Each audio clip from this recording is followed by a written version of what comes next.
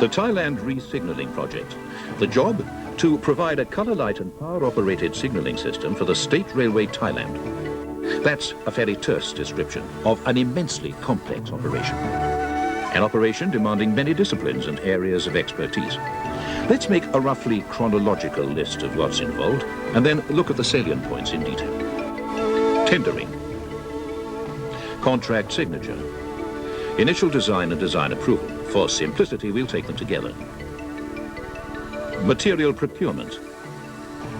Building works. Installation, test and commission. And training. Tendering. What was being tendered for? What was the scope of the work? It involved 115 stations, 109 to be fully equipped, over 802 kilometers, radiating in 3 directions from Bangkok. The Southern Line, 368 kilometers and 46 stations. The Northern Line, 258 kilometers and 38 stations. The Northeastern Line, 176 kilometers and 31 stations. The Bangkok area already had coloured light signals. That's a nice simple picture of what and where, but what goes to make up how? Labour, supervision, transport, tools, materials, plant and equipment. Then to design, furnish, fabricate, deliver, install, test, commission, set to work and train railway staff. And of course, you can amplify and expand all those headings time and time again. This is what the station systems and subsystems would consist of. First, the civil work. Equipment hut foundations, equipment huts, cable routes, and rail joints. Then, location cupboards, signals, point machines, control panels, power supplies, and route relay interlocking and tokenless block telephone systems.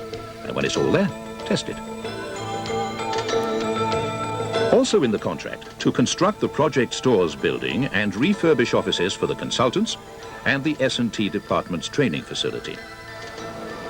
Loxley International were approached to act as the principal subcontractors for the electrical and mechanical installations, running the stores, and delivering the store's equipment to the sites. They'd also do all the building work in Bangkok. GECO were the eventual subcontractors for other work. They would lay cable, set foundations for the signals and location cupboards, install the glued insulated joints, and carry out various other operations. The equipment huts were built by other companies employed on subcontract in Thailand. There would be Thai suppliers of signal poles, location cupboards, cable, and so on. And the point machines would come from Switzerland. Samples of the signalling circuits were also supplied with the tender.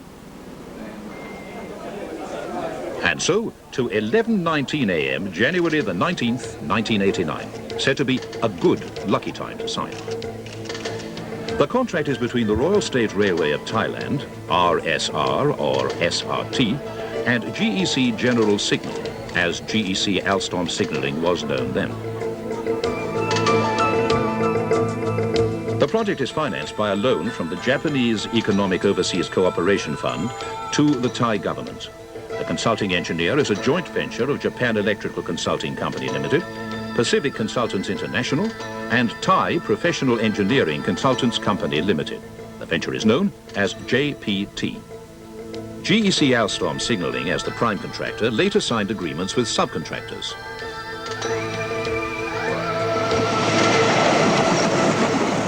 Completion time is to be 42 months, and while the technical and engineering requirements presented few major problems, the logistics of the job certainly did. First, distance. The stations are all between 90 and 369 kilometers from the Bangkok project office. Next, access. They're on 3 separately administered lines of busy single-track railway, and it was stipulated that the work must not affect the scheduled train services. Then, communications. Many lines run through remote and undeveloped areas. And just to add a little zest to the problem, the rainy season lasts 3 months of the year. The new company offices in Bangkok took on Thai administration and account staff. Soon, the increased workload meant a move to larger offices in the newly built stores building in North Bangkok. As the project progressed, more than 170 people, both expatriate and Thai, would be employed on it. And with the subcontract labour, by the end of 1992, there would be approximately 2,500 involved. Initial design and design approval, which of course comes later, but we'll put them together for convenience. In railway signalling engineering, the track plan is the prime document. In civil engineering, a plot plan is used. And it was required that all the plot plan information should be included on the track plan before approval.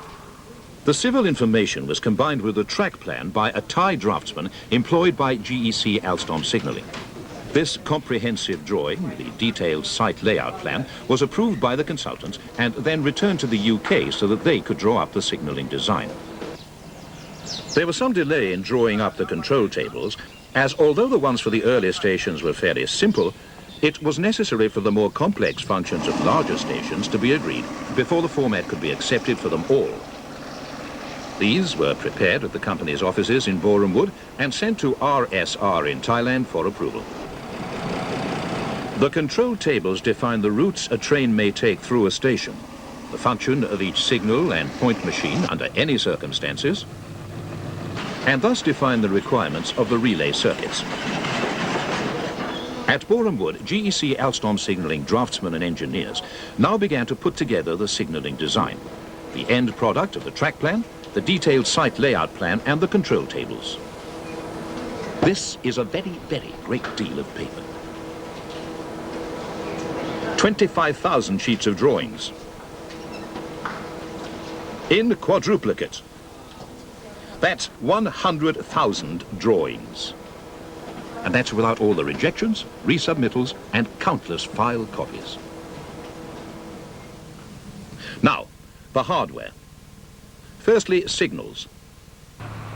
The poles were designed to Thai specifications and made in Thailand. The solid glass lens required by RSR meant that a German lens unit had to be fitted to an adapted British rail head. Another vital piece of kit, the point machine. Made in Switzerland, used there, in Malaya, on railways all over the world. When they'd completed their UK training course, Thai engineers went to Switzerland to have a look. They were happy, apart from its untested ability to withstand trailing speeds of 50 kph. Back in Thailand, they tried it at speeds from 5 to 50 kph.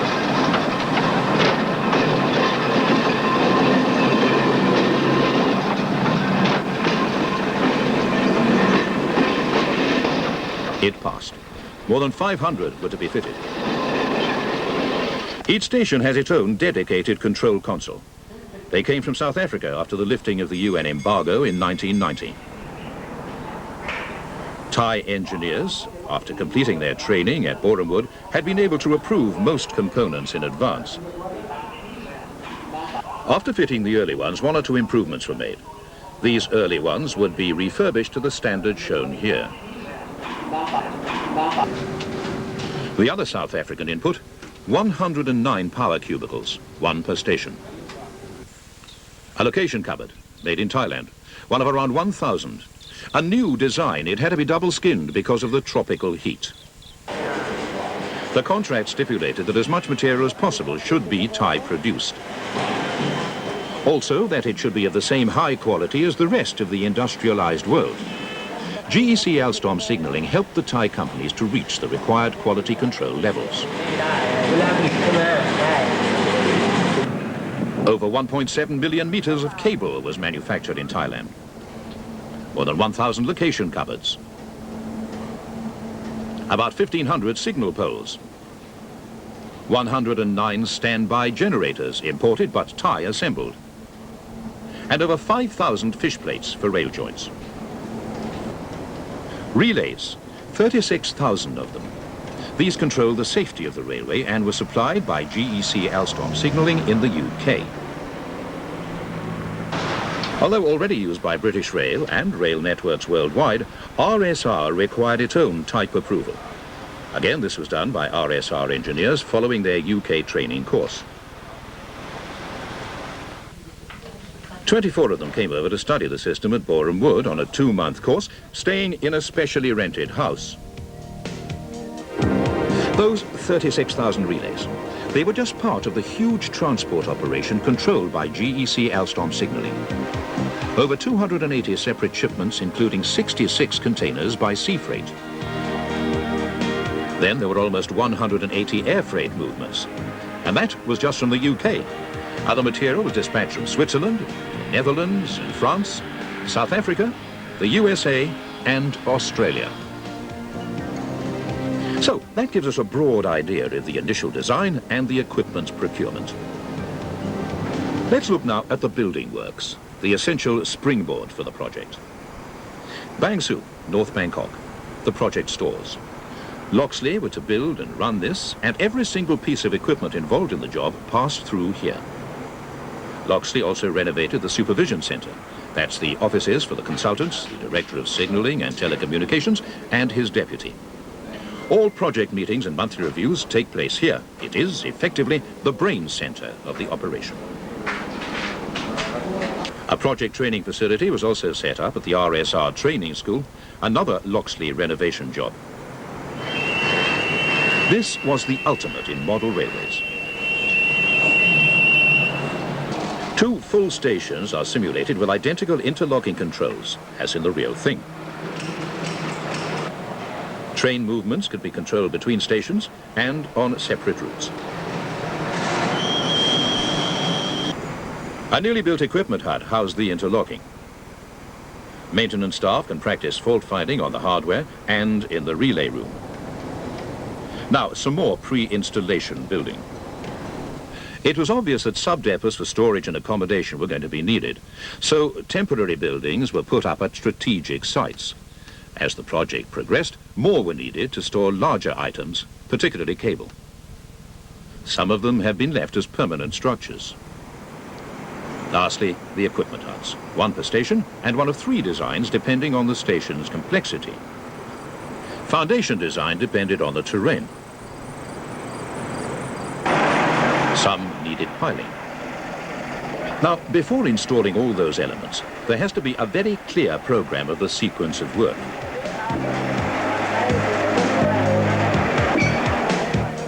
The map again, and this document is the PERTS network for a typical station. Every single station has its own unique version, and that takes a vast amount of highly detailed planning.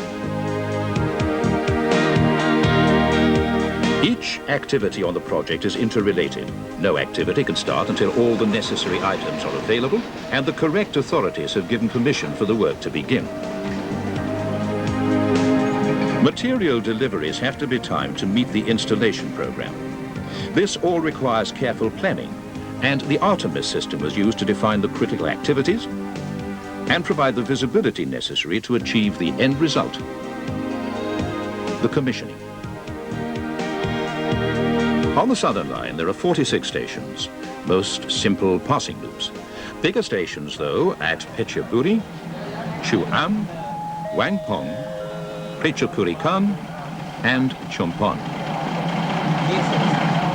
The first station to be completed was Bangkok Bua on December the 4th, 91.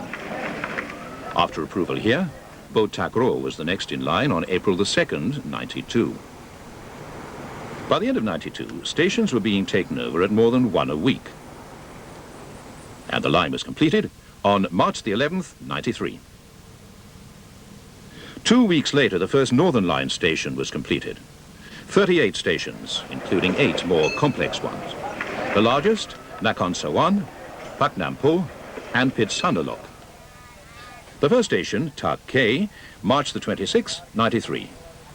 The last, Pitsanulok, November the 19th, 93. Faster than 1 a week, and all without disruption to rail movement on this single-track railway. Let's look a bit to the right. The Northeastern Line, 31 stations, 5 big ones. The biggest, Kankoi Junction, and Nakhon Ratchasima are the largest of the whole project. By maintaining this work rate, the last station could be handed over in June 1994. That's it on the map. What's the reality? Installation. First, the station is marked out. That means sighting every rail joint, signal, point machine, location cupboard, and junction box.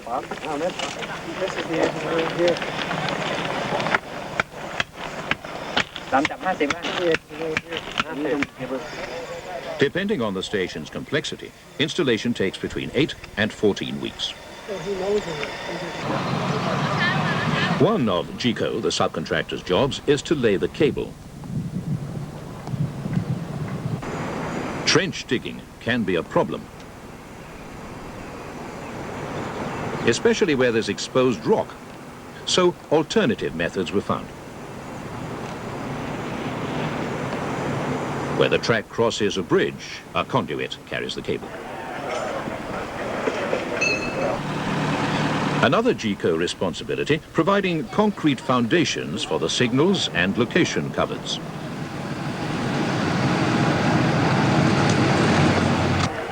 Location cupboards and relay racks are pre-wired at Loxley's factory before transport to the site.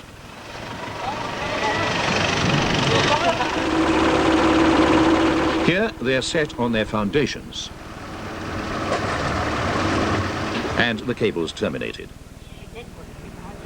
Loxley's contract also calls for them to install the signals.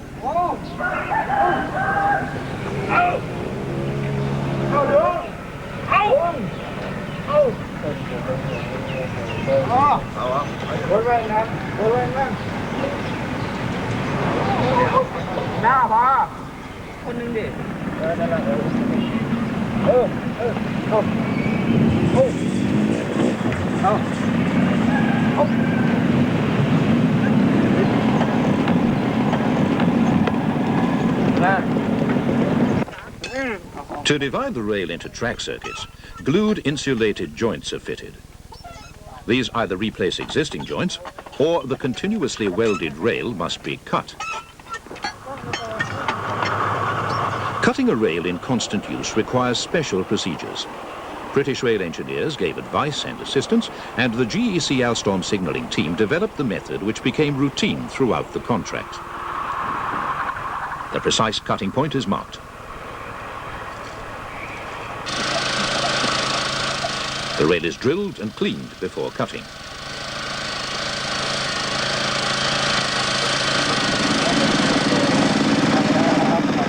Hydraulic equipment holds the rail under tension to prevent movement.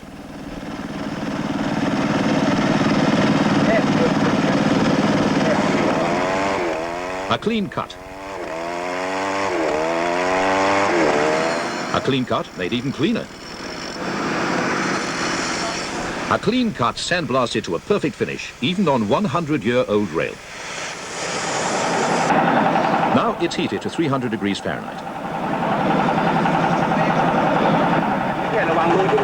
The new glued insulated joint is placed and bolted.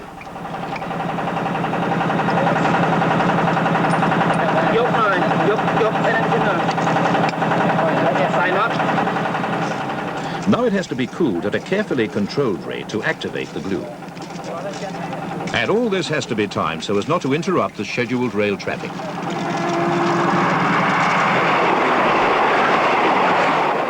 Where an existing joint doesn't need insulation, a continuity bond must be fitted. Track circuit cables also need bonding to provide connection to the rail.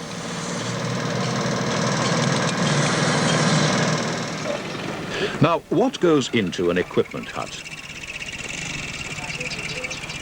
The vital signaling system supplies come from the power cubicle. Relay racks go in, and cables are terminated from the station master's office or signal box. In its own room, the standby generator. That's the equipment hut. The control console is placed in the station master's office or in a signal box, depending on the size and type of station. Up there? You must be joking. Yes, up there.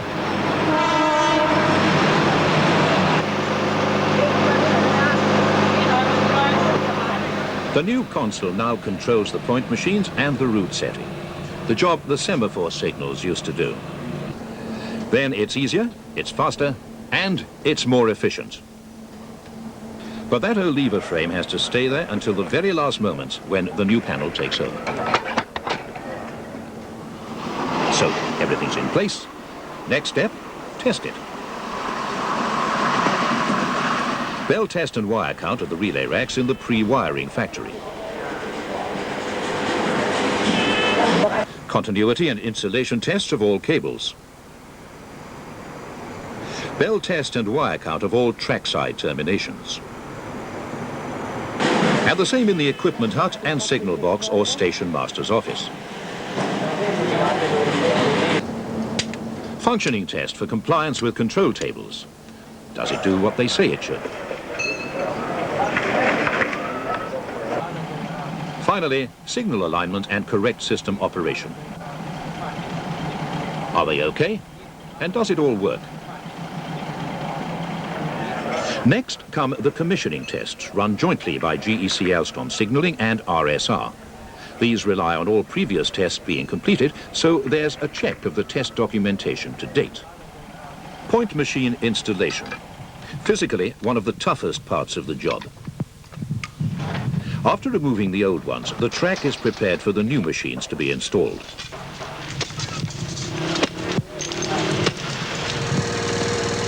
All this must be done without disrupting the timetable.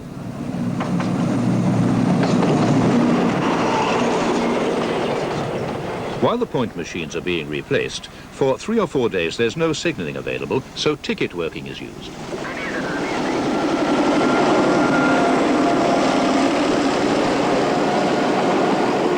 Some of the bigger stations need up to 3 weeks, so the lesser used loops and sidings are changed first, leaving the main line uninterrupted. All the redundant equipment goes back to RSR stores. RSR takes over the station and has a look for any problems, which must be put right before the final acceptance certificate is issued. By the start of the Northeastern Line phase, the contractor's quality was so good that not a single discrepancy was found. The system's in place, up and running. But it needs well-trained personnel to keep it that way, so training courses were provided in Bangkok. There were 30 courses of 12 signalmen as operators. In fact, a further series was run for additional staff. Next, maintenance staff, level 1, for RSR staff dealing with inspection and first-line fault finding. 14 courses for 10 technicians on each. Maintenance staff level 2, 4 courses for 15 technicians on each. These were responsible for supervision and more detailed repair and maintenance. The Royal State Railway of Thailand would be left with a full capability to maintain the new system.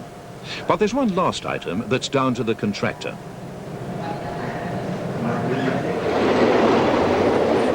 A clause in the contract makes the contractor responsible for assistance and maintenance of the system for 1 year from takeover. When GEC Alstom Signalling hand over the last station, the post-installation maintenance will be taken over by Loxley, with GEC Alstom Signalling providing specialist advice when required.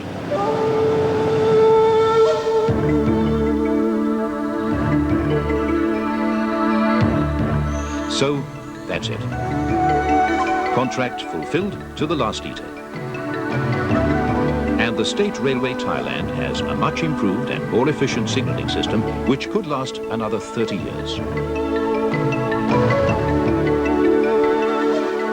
It wasn't easy.